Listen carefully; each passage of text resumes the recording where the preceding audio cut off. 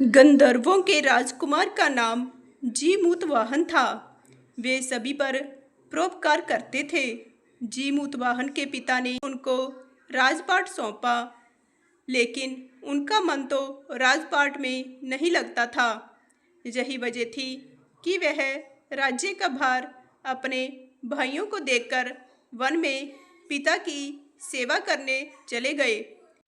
One में ही जीमूतवाहन को मल्यावती नामक राजकन्या मिली। दोनों को एक दूसरे से प्रेम हो गया। एक दिन जब वन में भ्रमण करते हुए जीमूतवाहन काफ़ी आगे चले गए, तब उन्हें एक बूढ़ी स्त्री विलाप करते हुए दिखी।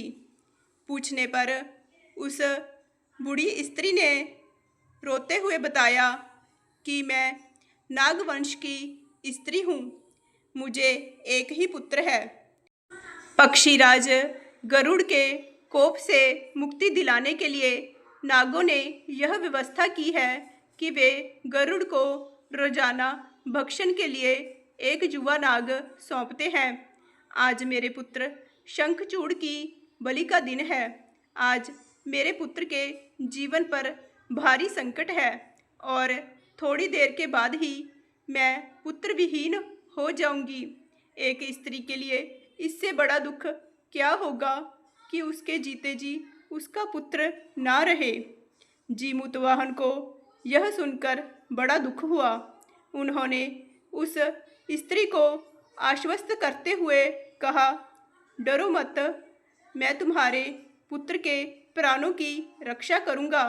आज उसके स्थान पर मैं स्वयं अपने आप को उसके लाल कपड़े में ढंक कर वध्यशिला पर लेटूंगा, ताकि गरुड़ मुझे खा जाए और तुम्हारा पुत्र बच जाए।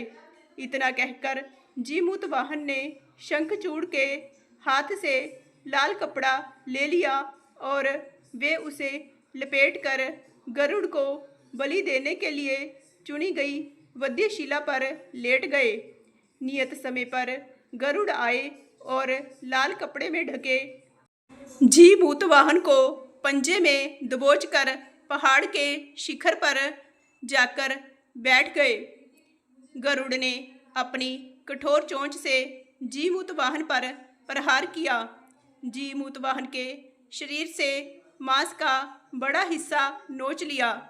इसकी पीड़ा से जीमूतवाहन की आंखों से आंसू बह निकले और वह दर्द से कराहने लगे। अपने पंजे में जकड़े प्राणी की आंखों में से आंसू और मुंह से कराह सुनकर गरुड़ बड़े आश्चर्य में पड़ गए, क्योंकि ऐसा पहले कभी भी नहीं हुआ था। उन्होंने जीमूतवाहन से उनका परिचय पूछा। जीमूतवाहन ने सारा किस्सा कह सुनाया कि कैसे एक स्त्री के पुत्र की रक्षा के लिए वह अपने प्राण देने आए हैं। और पक्षीराज गरुड़ से कहा, आप मुझे खाकर अपनी भूख शांत करें।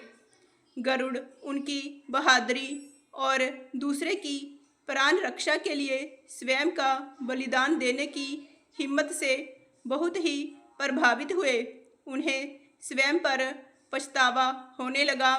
वह सोचने लगे कि एक यह है जो दूसरे के पुत्र की रक्षा के लिए स्वयं की बलि दे रहा है, और एक मैं हूँ जो देवों के संरक्षण में हूँ, किंतु दूसरों की संतान की बलि ले रहा हूँ। उन्होंने जीमूतवाहन को मुक्त कर दिया। गरुड़ ने कहा, मैं तुम्हारी भावना और त्याग से बहुत ही प्रसन्न हूँ। मैंने तुम्हारे शरीर पर जो भी घाव किए हैं, मैं उसे ठीक कर देता हूँ। तुम अपनी प्रसन्नता के लिए मुझसे कोई वरदान मांग लो।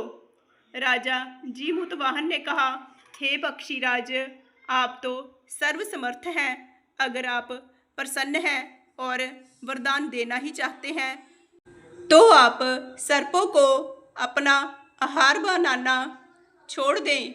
आपने अब तक जितने भी प्राण लिए हैं, उन्हें जीवन दान दें।